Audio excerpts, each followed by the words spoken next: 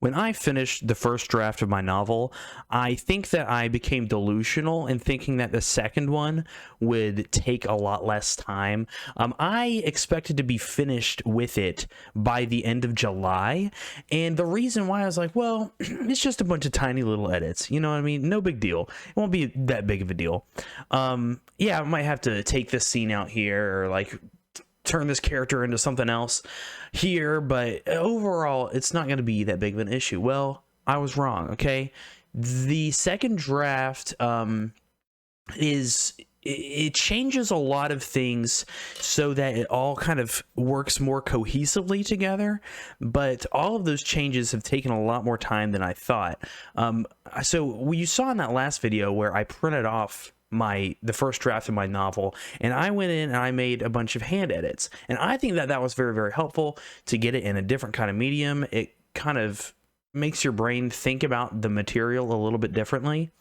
But as I've been going through it and implementing those, I've even found more stuff where I'm like, what was I thinking when I wrote this? There are multiple instances where I say one thing on one page and then say the exact same thing again on the next page, like almost verbatim, but it's not verbatim. It is I don't know why I have so much rephrasing of, I'm like, okay, y'all aren't stupid, y'all aren't idiots, so you should be able to read.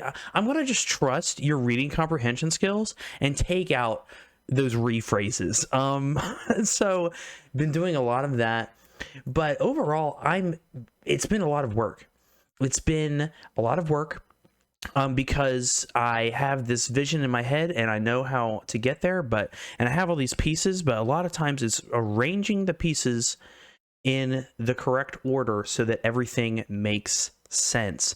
And like, I have moved stuff, moved characters, moved a whole lot of stuff in that first act, and I really think that the first act and the second act too struggled the most because I didn't I mean, I knew how it ended, but I didn't know exactly how I was going to get there. And now that I have written all of that, I am kind of just going back in and making everything make sense again, continuity wise, logic wise. I guess continuity, logic, it's like the same thing, but that's basically what I've been doing. Now I have done all of my paper edits, and now I am about halfway through the second act of these big developmental slash like just making the novel make sense edits, and I'm expecting to be complete, I mean, who knows, probably by the end of the month,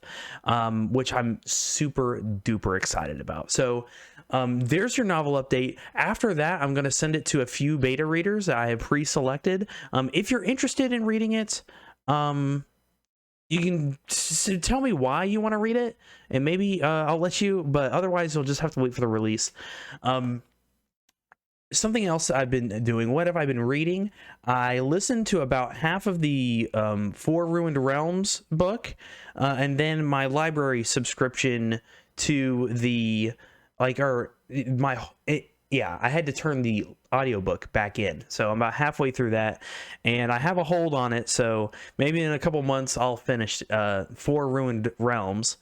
I'm currently reading a book by, oh my gosh, okay, I'm reading Hidden City by J.S. Furlong, which is a 90s, early 2000s vampire novel, which has been lit. I've been absolutely loving it. And so I'm about halfway through that as well. And in the meantime, I did listen to Parvati Shallow's book, Nice Girls Don't Win, How I Burned It All Down to Claim My Power. Now, what a lit title, by the way.